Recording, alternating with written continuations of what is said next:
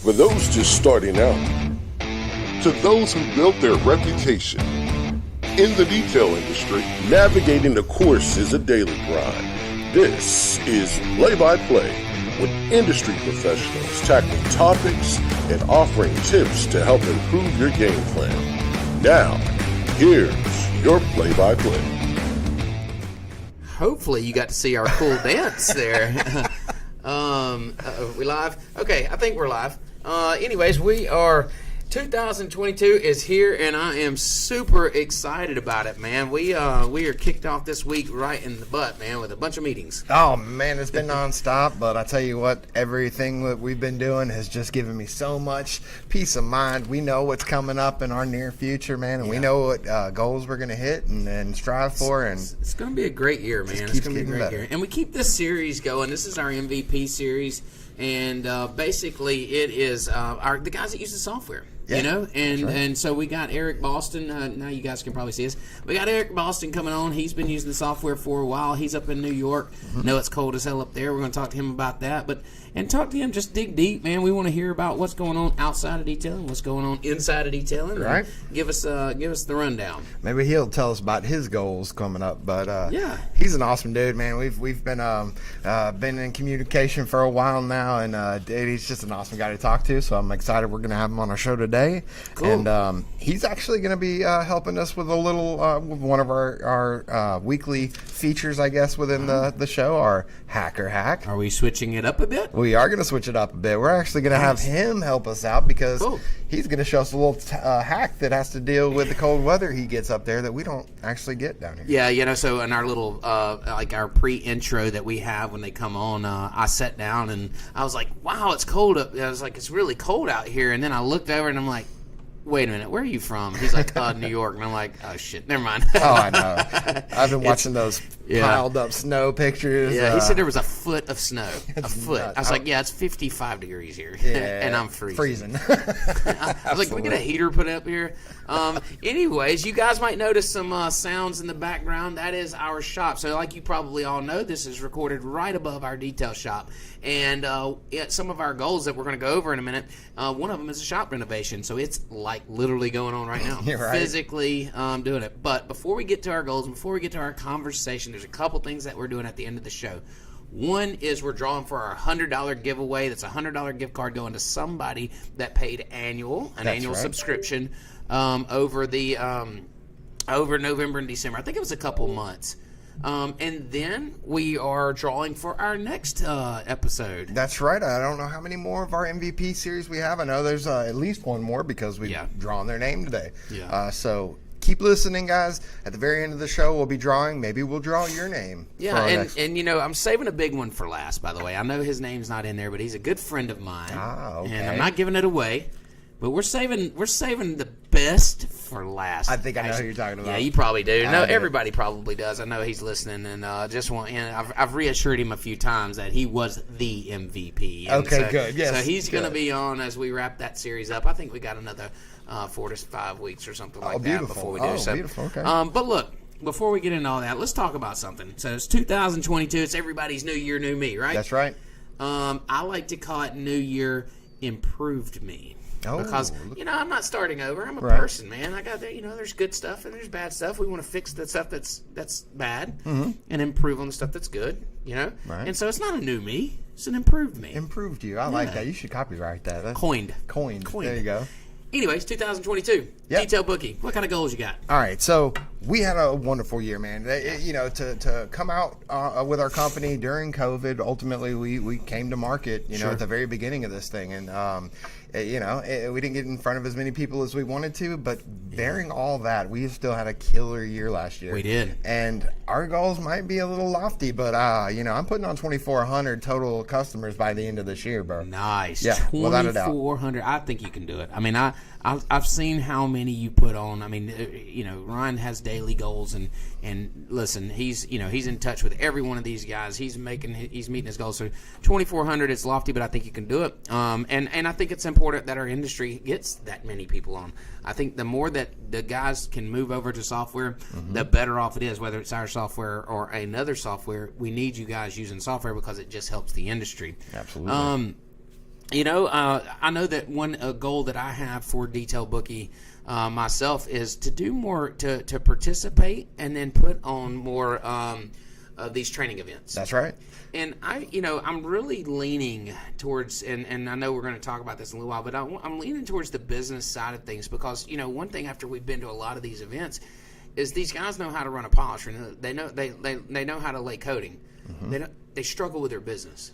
And I'd like to see us make a move towards that. And that should be one of our goals, as Detail Booking. I know we've talked about it in our meetings and stuff. Yeah, absolutely. I mean, that's a big part of what we do is not only organization and saving you time and actually, trying to help you make extra money, with things like add-ons and things like, so there's so many components there that are helping you on your business. But I think when it boils down to it, Dustin, not everybody has that kind of business mind that you have. Right. And I know that's something that you never stop kind of thinking about. You're always thinking about, your businesses and how to make them all improve and how to expand them. And so I think that you have a wealth of knowledge there that we can translate to these guys. Sure. And, I get to pick up on it all the time, that they actually hear me repeat the stuff you say and think I know what I'm talking about. But, well, and that's good. And these are things that they may not even understand they need to care about. And we need to show them why. So definitely a good goal. Easy N's got some goals. Everybody that follows us know that we own that I own Easy N Detail.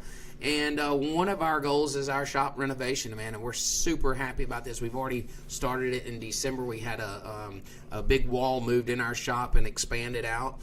We are installing some plates. That's what y'all hear, the grinding, that hang up all of our hose reels, air hose, and all. We've already had those stations built. We just needed something to hang them on. And we're putting in a new floor. We got AC coming in. And, man, it's just going to be an awesome year. That's great, dude. I tell you what, those guys out there are going to appreciate that AC come July. Yeah, they're already appreciating the heat. Okay. So we closed it in. If you guys may not know, but our shop used to be open on one end of it for our boats. And so we did that to allow for the size of boats that we were bringing in. Mm-hmm. So we basically closed that in, turned the way that the boats come in, so now we're able to shut the doors and actually run a heater or run an AC, and so we're looking forward to that. And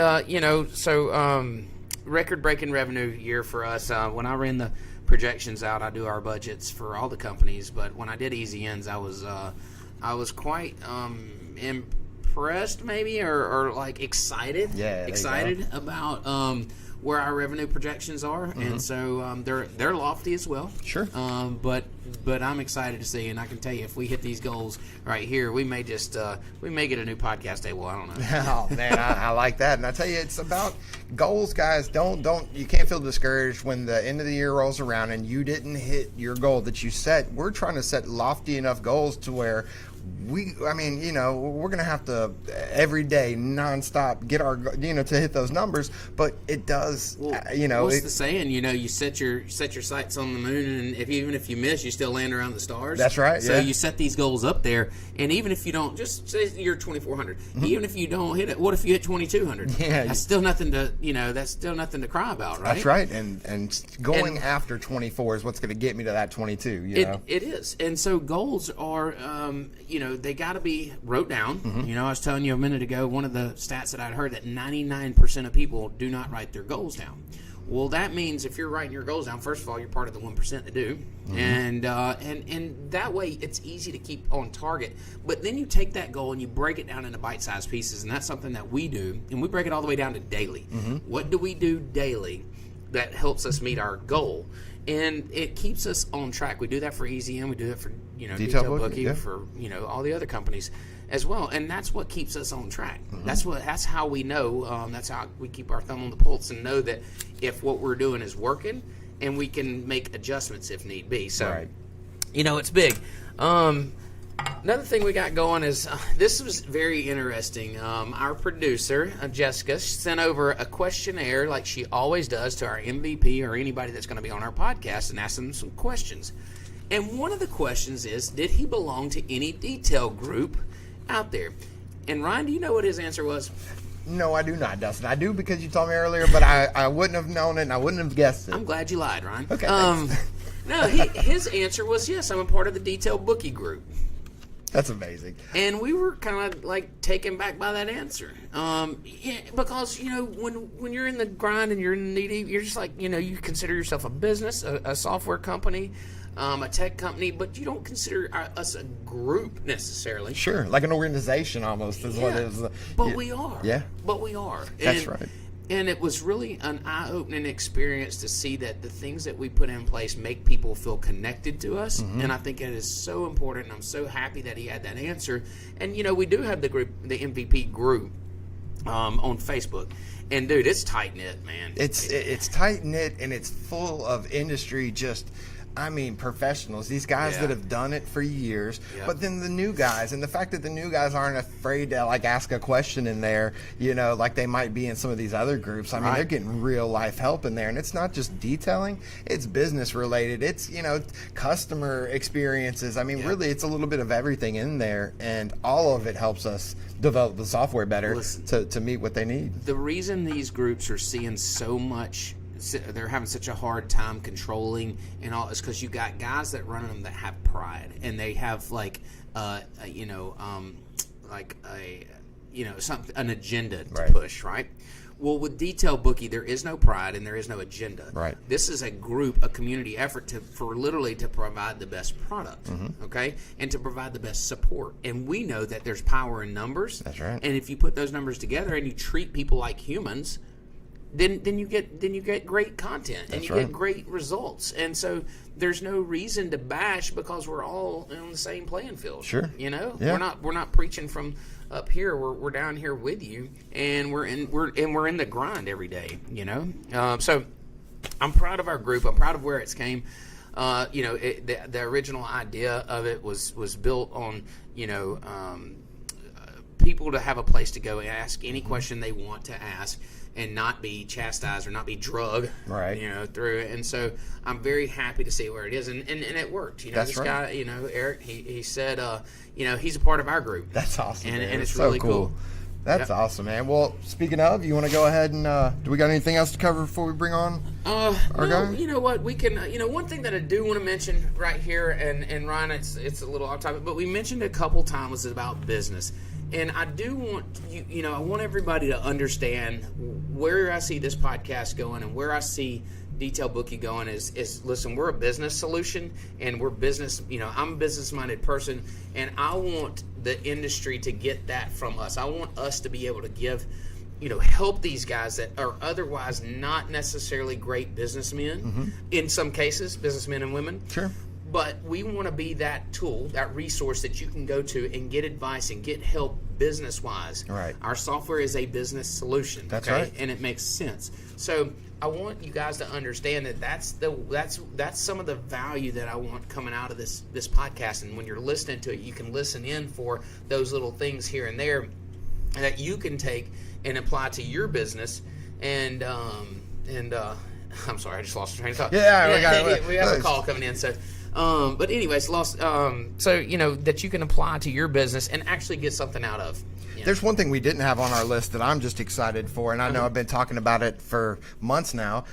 Mobile Tech Expo is just around the corner. Later on, we've only got a couple weeks, right, before we're heading down for. Yes, and we have the cool. I'm not giving. We can't. No. Well, just tell me. Look, just know that we have the coolest thing that we are unveiling down there. I'm not going to say any more about it. Okay. Other than if you're at Mobile Tech Expo, you make sure to come by and see us because you're not going to want to miss this. Oh, absolutely. If you guys have seen our booth before, it's been killer. Just wait. Okay. All right. Let's bring on Eric Boston. Let's talk to him about what he's got going on. Let's hear about his family. Let's hear about everything there is to know about Mr. Eric. What's up, buddy? Hey, what's going on, man? How's it going? See, we've talked multiple times. We've never Zoomed before, so really? It's good to finally meet you and see you in person. Yeah, for sure, man. Yeah. Hey, man, we appreciate you coming on, and we'll just jump right into this thing. I'm wearing a jacket. You look like you're wearing a jacket. I came on and said how cold it was here at a bone-chilling 55 degrees. You're up in New York. How cold is it up there? It is 9. Like nine, just 9. Just 9. Just the 9. 9 degrees. Oh, my God. 9 degrees and a complete whiteout right now. You can't see anything. Get out of here. How do you feel asking him that question earlier? I feel like a goober. I was like, oh, man, whew, it's chilly up here. Burn. It's bad here. It's bad. I'll tell you a funny story about the number 9. I had bought tickets for myself and my granddad to the national championship game. You know, I don't know if you know, but Alabama's playing Georgia. And so we're Alabama fans. And he's like, hey, if Alabama goes, I want you to carry me. He's almost 90, by the way. And so I bought the tickets, bought the hotel room. I'm like, yeah, we're going. I checked the weather, and the low was 12, and the high was 20. And I'm like, I call him up, and I'm like, hey, Granddad, I don't know if we should do this. And he's like, wow, what's wrong? He said, well, it's going to be snowing the day before, and the high's like 22 that day, and the high's 20. I said, I don't know if we need to make this trip. He's like, I'm not going up there in that cold weather. Like, that's a normal here during this time of the year. Normal all year. Man. Wow, that's crazy. So you got the tickets still? I still have the tickets. They're for sale. So you want to? I thought you were about to invite your buddy Ryan to the SEC to the championship game. Hey, I would love to go, Dustin. Thank you. Let's do that. Well, good. They're for sale. Oh man, this is gonna be an awesome game too. That's great. So going into the new year, you got big goals. You kind of set anything? You got big things in mind? I got a couple things. We have a second location. I'm hopefully going to have open and ready to roll by March. Heck yeah. I'm hoping. Okay. Going into the body side of things, you know, detailing is great, but the competition up here is fierce, and I'm the only one going into body work. Okay. So I figured they each kind of go hand in hand with each other. So damage like paint. I mean, you do full repair. Everything. Nice. Everything. Resprays, collision, framework, everything. Heck yeah. So you got a shop right now that you run your detailing business out of. So I guess you're going to get another shop as a second location. Yeah, I found another shop about 10 minutes away. Nice. Heck yeah, man. That's great. And so you actually have some extra skills that a lot of our detailers, don't have previously. You've been a mechanic as well as your detailing, correct? Yep. I turned wrenches for a long time before detailing, and I just got fed up with it. Yeah. So just what got you interested in detailing or cars? I mean, is this something that you just always been interested in, or was there somebody that kind of I was kind of born into it. My dad worked for GM for almost 40 years, so when I came out of the womb, I had wrenches in my hands. I was in the garage with my dad every weekend when he was working on cars, trucks, anything you can think of, and I kind of just dove in with him. Yeah. My dad passed away. It'll be 6 years this coming up November. And when he passed away, I got heavy into it. I was working 2 and 3 jobs at a time, wrenching all day long, side work after work. And then I just kind of got fed up with it. Yeah. It's a rough job. I did it for a long time. So what we really, just kind of diving right into detailing, and it ends up like that sometimes. Yeah, we try to steer away from it just because we want to get the personal side, but we found out that's a big personal part of everybody's life. It is. It is. Yeah. So transitioning from repair to detailing, what incentivized that transition? How would you end up there?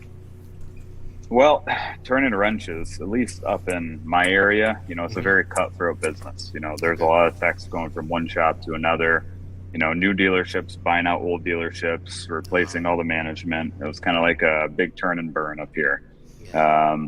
Eventually I got positioned into like a service manager or store manager role at a dealership, and I kind of liked it. I kind of liked being in charge and doing things the way I think they should be done. Sure. And then I did that for a while, and then all of a sudden COVID hit. And everybody got laid off. So I thought to myself, wow, I'm sitting here at home doing nothing. Let me try jumping into detailing full time.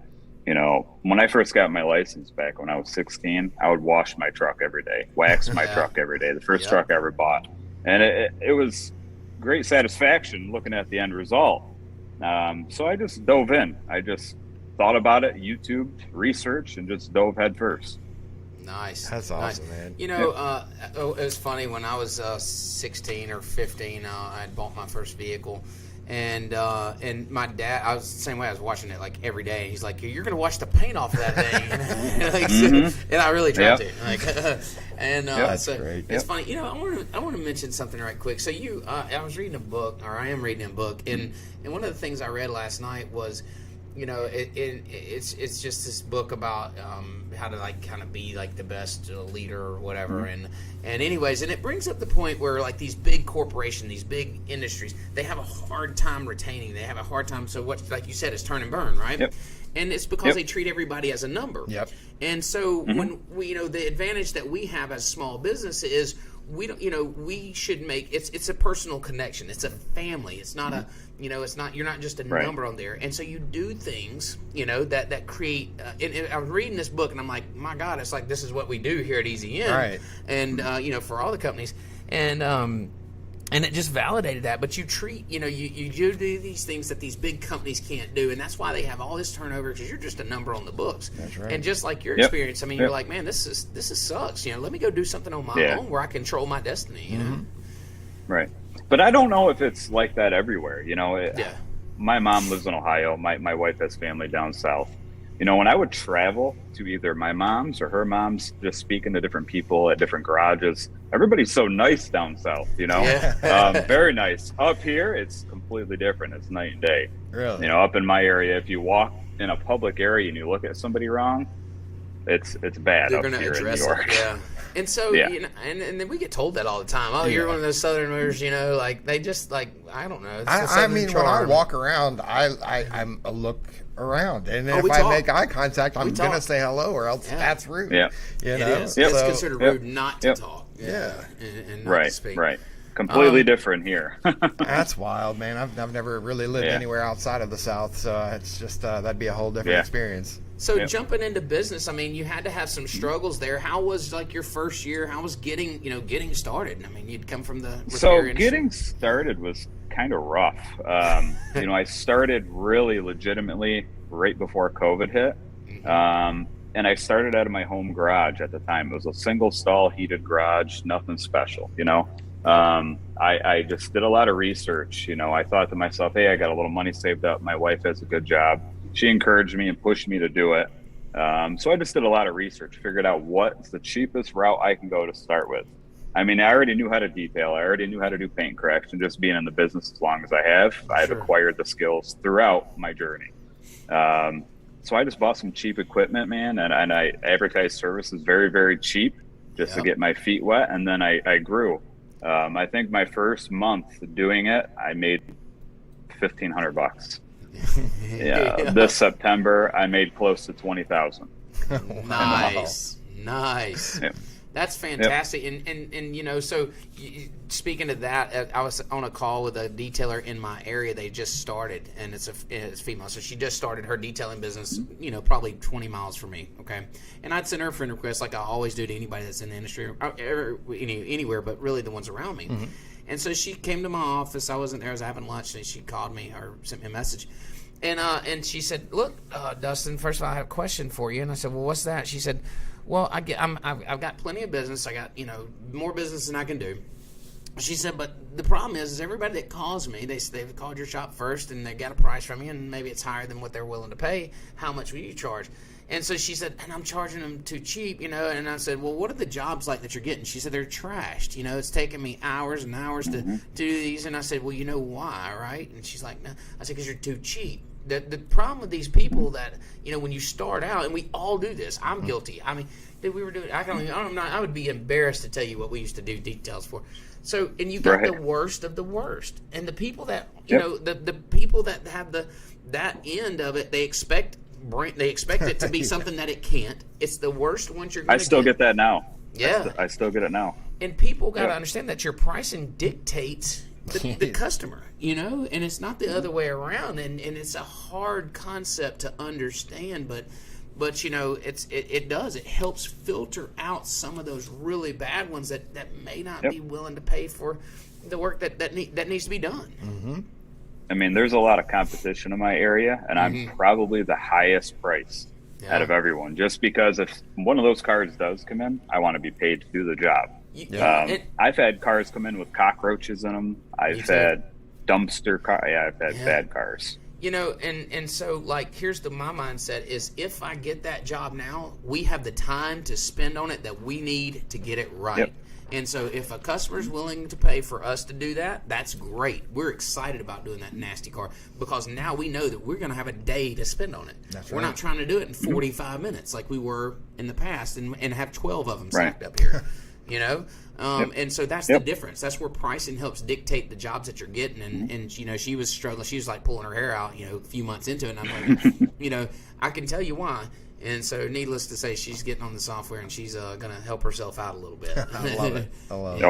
Oh yeah, for sure, and we try not to look at, you know, detailers around us as competition. I mean, if anything, they end up being assets to us because once we are able to validate their skills, you know, it comes to time where we don't have the time to detail some of these good customers that we had for a long time. Right. At least we know somebody that we can send them to get a good quality job, you know, Most if definitely. we can't get to it. So, So, I have a couple of them. Yep.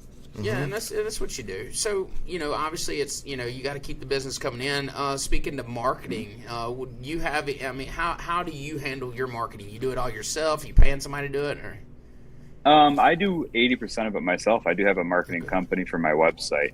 Yeah. When I started out, I was spending $30 to $40 a day on Facebook ads just to get my name further out there. Yep. So probably my first 4 months of revenue was just advertisement when I started out. And I didn't make a website right away. I mean, it's only been a year since my website's actually been live now. Wow. I was just doing word of mouth. People knew me from being a mechanic, Facebook ads, and that's pretty much it. Yeah, and it's amazing what Facebook will do to you in social media. I mean, first of all, that's where people are spending their time. So it makes sense. But I remember when I first started in detailing, Facebook had, well, first of all, when I first started, they didn't even have ads or boosted post. But then when they came out with the boosted post, that's the first thing that I started doing. And I started spending and it was like pennies to get to thousands of people. And so I would take these before and afters and I would boost the post like $10 and it'd get to like 10,000 people. Wow. And I'm just like, man, and it literally built my detailing business off of paid social media ads. They weren't ads at the time, they were Facebook posts. But it was incredible that we could get directly to the source of our people for so cheap. And so it's still, they figured it out. I mean, obviously, the more demand, they had to raise the price, and it's a lot more expensive now. But but that's still where the people are, you know? And they've developed more tools to develop to directly target people. Yeah, so used to, a boosted post would go out to just everybody, and now, of course, Facebook ads can be targeted, and they should be targeted. Yeah, it took some time to learn the keywords for my area, what to target. So I probably wasted a good $3,000 before I figured that out. But eventually it came. It came. Yeah, and it's not wasted. That's education. That's right. You know, it's education. It's a lesson. It's an investment into yourself. And trust me, I've made a lot of investments into myself over the years, and so I get that completely. You know, so I pride ourselves. We do a lot of marketing on it, but it takes that to get the business. And you know, you said competition in your area, so you got to keep it going. Yeah. Very small area for a lot of competition. I mean, I think the town I live in is 1,200 people. That's all that's in this little town. Oh, wow. Then a 20-minute drive one way and then 20-minute drive the other way. It's only like 20,000 people. So you figure in an area of maybe a maximum of 40,000 people, there's probably 10 to 15 of us. Oh, wow. Yeah. Now, how many... That's why I say it's competition. Sure. Yeah, that many of them it has to be. How many employees do you currently have? I have one. I have one body guy. Nice. All right. So opening the other shop, I guess you're going to have to probably do some hiring to staff it. Are you going to kind of? I'm going to keep just me and him for a little while. There you go. Because I figured collision and bodywork bring in coatings. You know, it's one after another. Especially if a car has coverage and they've already had a coating, the insurance company will pay to have another coating. Recoated. A lot of the detailers around here are PPF coatings. You know, wraps. There's nobody doing bodywork. I think it's smart. And there's only 2 body shops here in my area, so. Yeah, and they go hand in hand. I mean, they really do. Yep. A lot of we do detailing for some body shops. You know, they're once they get them repaired, they'll send them up here, and we'll do the detail for them. The ones that are willing to pay for it, but you know, it's good business, and it goes hand in hand. Yeah. So definitely. Yeah, I love it, man. So. Second location, you got to get it going. I mean, there's going to be some hustle involved in that. So up your marketing game, get over there, get set up. I mean, you know, it's just it's all inclusive, man. It's a lot of work coming up. A lot of money getting a second location running for sure. Oh God, I can imagine. Yeah, no doubt. It is, but that's fun. That's exciting times. I mean, I think we're probably a year or two away from our second location, and we kicked it around. Matter of fact, we just came off the road. I don't know if you've done any mobile detailing, but we were. I tried. Yeah. Up here in upstate New York, it's all farm country. Just for me to get to somebody, a location, 15, 20-minute drive one way, same back. So up in my area, mobile really isn't big. Nobody around here does it. Over the summertime, I actually built a mobile rig. I bought a trailer. I bought all the equipment. I built it, advertised, got nothing. Oh, really? Wow. Big flop. Yeah, we did it. That's another investment into yourself. Education. Yeah. We just came off. We were mobile for seven or 8 years. And we just made the decision about 4 or 5 months ago, maybe, to come off the road and go shop based only. And let me tell you, it's been the best decision, one of the best decisions I've ever made, to have everybody here at the shop. And that gave us the opportunity to kind of do the shop remodel that I was talking about. Right. And it brings my whole crew here under one roof.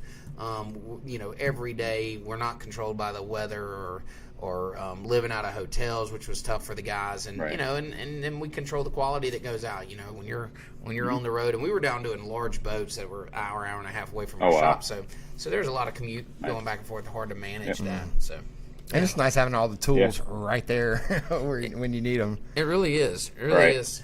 So we've been focusing on something. We've been focusing on something a lot lately, and this is something that I want to make sure that we transition to, and that's the business side of things. So a lot of detailers get into it because they just love detailing, they love polish and paint, but they don't have a business sense. How would you say that you kind of stack up in that realm? Is that something that you value, running the business side, or is it still just one of those things where I just want to do the work and let somebody else bother with the business? I like doing it both. Right. The reason I like doing it my way is because I think my way is the right way. I can back up what I say and what I say I can do. Sure. I have, anything I do, I always read. I read books, I read articles, I try to research everything as much as possible. And I play every scenario out in my head, if I do this way, what will the outcome be, or what could happen? So it's kind of like a puzzle to me. I like puzzles. So running a business is kind of like a puzzle because anything can change, anything can happen. I love that. I think that's the best analogy that I've heard. Business is, and it's very strategic, and everything has to go kind of together as it should. And it's not always perfect. Listen, like you said, you've made decisions and they didn't necessarily hit, but I never consider those things a failure. It's literally just a stepping stone to get to where you are today. And that's not lip service. That's not like just like a facade or no. That's like real. I think that 4D chess is a very accurate. 4D chess. Yes. You know about 4D chess? I don't know about 4D chess. Oh man, it's a whole nother level. Okay, what is 4D chess? Well, you've got multiple levels up and down. You got forward and back. You got your top. Oh, it's just more complex. Think that you need to be somewhat obsessed with wanting to run a business. Absolutely. I think that's the biggest thing is when you're obsessed with something, you're gonna win. You're gonna make out. So. Well, and you have to be, because in business things get challenging, right? You don't just wake up and everything goes your way every day because it's yours. Actually, it's the opposite. You're going to run into roadblocks and things and issues every day. You got to be, if you're not obsessed and literally like just laser focused on it, then you're going to say, hey man, this is just not for me. Like, you have to wake up with that burning desire that this is going to succeed, because you're going to get faced with every bit of adversity that you can. I mean, it's just going to happen. And so it's a thing that you just have to be obsessed with. Yep. And you can't take criticism in a bad way. No. You have to. People are going to say things. People are going to do things. You just got to be focused on the goal.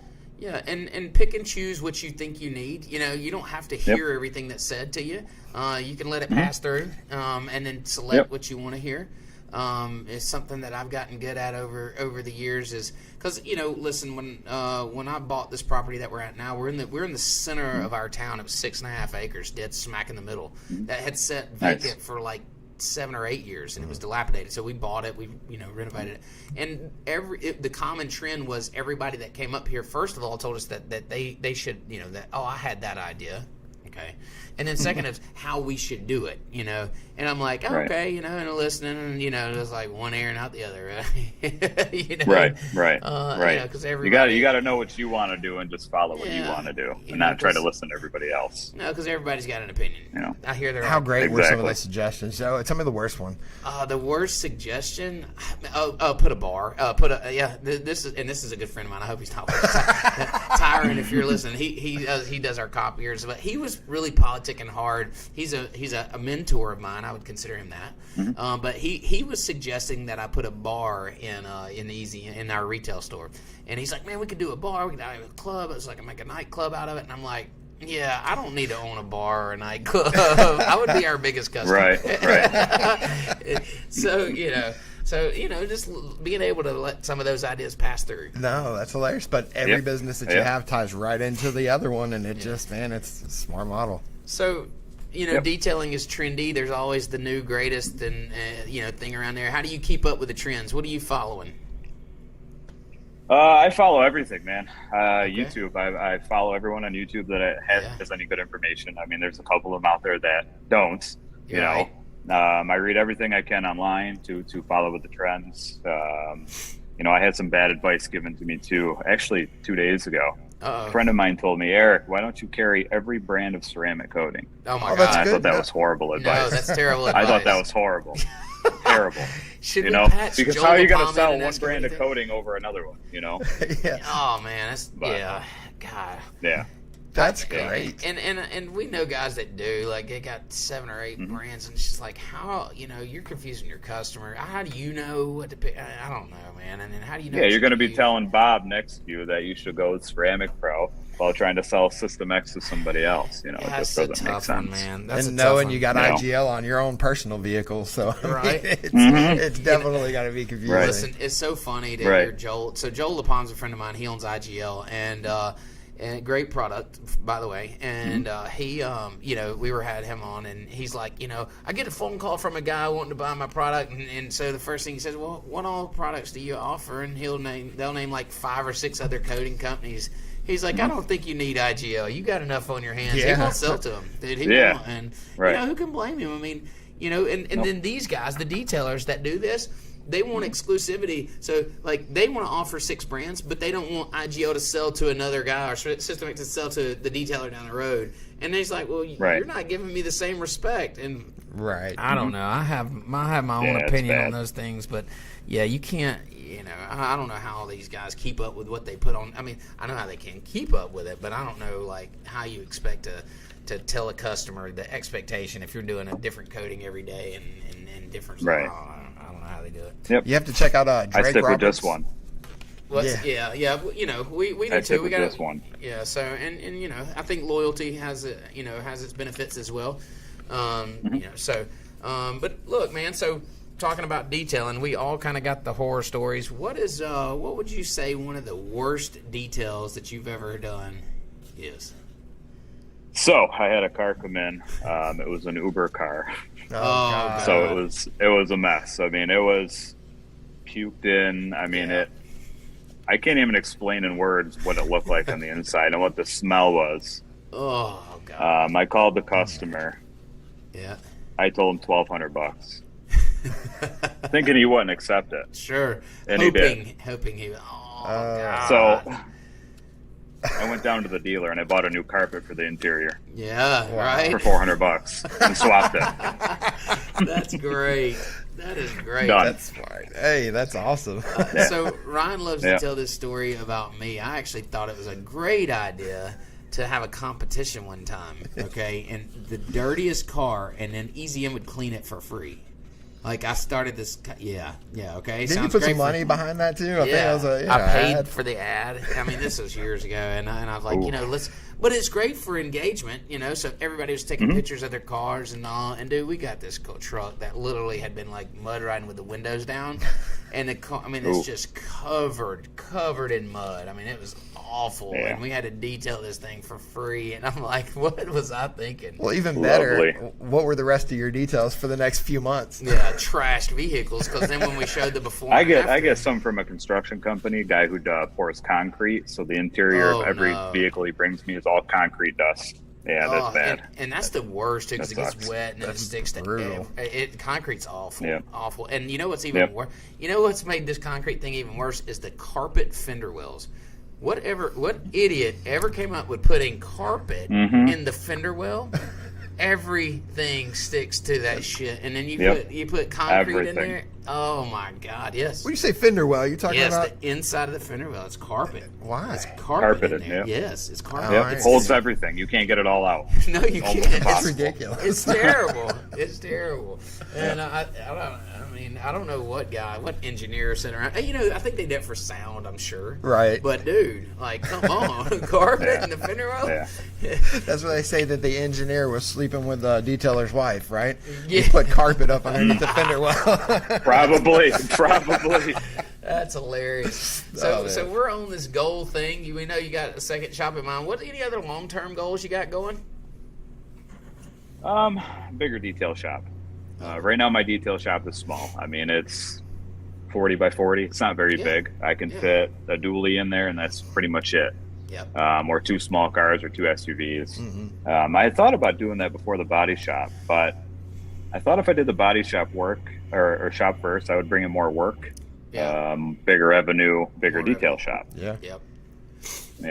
Because there's only one of me, so what's the point of doing 2 cars at once? Yeah, that's right. Bigger shop comes bigger staff. And I like the body shop idea, man. I think that it definitely distinguishes you from the rest. It gives another service that you can cross-sell over to. I know that all the time there's vehicles in here that's more damaged than we can fix, and that just, hey, you know why it's here? We can go ahead and take care of this scratch or this dent or whatever. Or, I mean, in your case, big damage, Yeah, we're going to have I'm excited for you because now I'm going to get to help you create this new, auto mechanics side of the software that we're going to have to, I've been thinking about it already, man. I've already made up, I've written down different services, packages, pricing, frame repair, dent repair. I've already thought it all over. I already got it all written down, ready to go. Fantastic. You let me know when you're ready. I'll be happy to help you get that set up. I'll send it right over to you. I wish everybody was that organized and prepared. Right.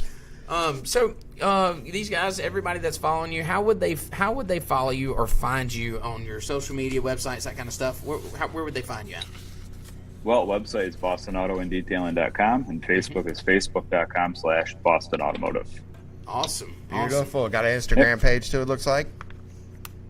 Yeah, Boston Auto Detail, yeah.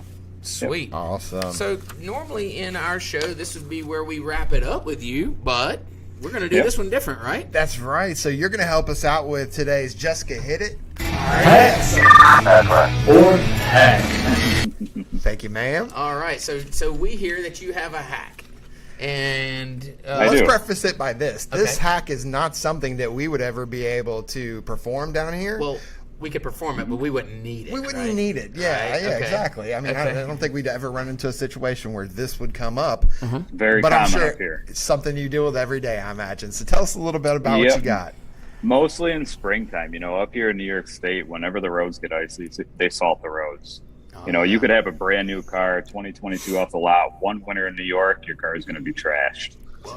So when you get in and out of your vehicle from walking through slush, snow, salt, and you get inside, if you have black carpeted or any color carpet interior, you're going to have this nice little ring of salt where your feet sit on your carpet. And over the winter, it builds up. So I've had vehicles in here with salt stains like that thick. You're kidding. And you're in there with a scraper trying to get it off. Yep. And it can ruin the carpet because it'll actually rip it as you're trying to pull the salt off. Oh, geez. My gosh. So vinegar and hot water. You're kidding me. You spray it on the carpet, and it melts it. Yep. It melts the salt. No shit.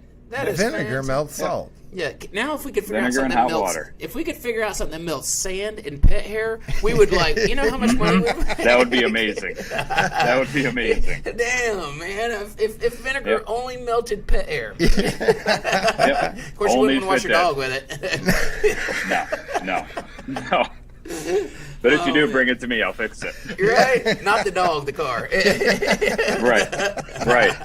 Oh, that's hilarious. Man, dude, that is awesome. Man, that's a great hack. I know that a lot of our northern audience will absolutely be appreciating that. If they don't know that, guys, if you are listening and you're not using vinegar to melt away the salt, you have lost your mind, dude. We'll have to find some salt just to test it out, man. Yeah, we should definitely do that. Is it just?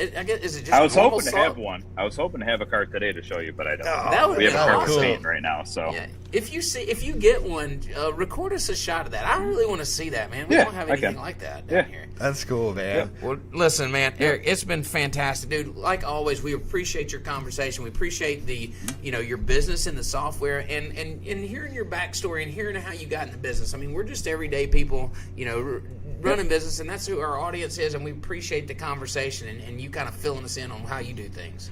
Not a problem. Awesome, man. Well, we're going to jump off of here. We appreciate your time, and we'll see you later. You're the man, sir. I look forward to catching up with you later on the road. Thanks, brother. Take it easy, buddy. Man, that's awesome. So vinegar melts away salt. I got to give it a try. And I wonder if the salt's different. I mean, I imagine so what they use to salt the roads. That's what I was wondering. Yeah, is it regular salt? Might just be some, what is it called? Ionized. I don't know. I don't know. Oh, I feel stupid. Maybe now. 4D chess. Yeah, we almost went down the rabbit hole. Jessica corrected us. Jessica got on to us. We almost went down the 4D chess rabbit hole. What did she do? I didn't see her. Did she turn around and go? She's like, yeah, shut up, guys. Get back to the show. She saw it coming. She saw it coming. Sorry, Jessica. Okay, man. So what else we got to do? I know what we got to do. We got to draw for our $100 giveaway. We're giving away $100, and these are to people that have signed up to our MVPs that signed up for a year. That's right. And so already by subscribing for the annual, you save 20%. Save 20%. You know what I'm saying? So they're already saving 20%. They're already winning, even if they didn't win. Huh? That's absolutely correct. But I can tell you who's the winner today for the $100 gift card. That is DIY Marine and Auto Detailing. Sweet. That's DIY. Who is that? You have to say it. I know exactly who it is, but the fact is I don't have... I think I know him. I think I know who that is. No, I know who that is. I just have to... Anyway, so DIY Marine and Auto. That's so many listen, people. Listen, you've won $100. We'll be sending you that gift card over. You just shoot us a message where your address is, and we'll mail it over to you. We're not done yet. We got to figure out. I'm feeling hot, dude. I just gave away $100. Now I'm going to give away. You're not hot. You're still not hot. It's to be determined. Yeah. So what we're going to do now is draw our guest for next week's podcast. Okay. Oh, this thing is always so much fun. Yeah, this is fun watching you dig it struggle. All right, let's see who we got here. Oh, I ripped it. Oh, no. Look at that. We got Brian Parker from Expedient Detail. That's awesome, brother. I love it. You think he's going to come to us from the beach? Remember last time he was on the beach.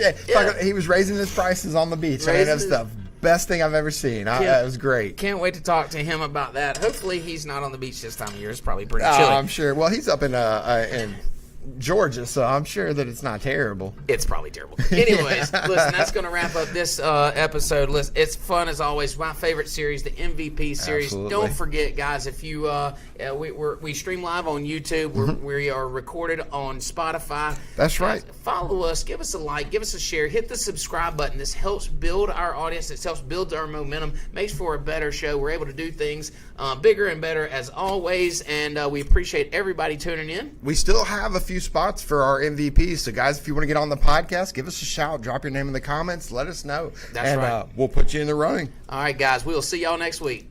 Happy detailing.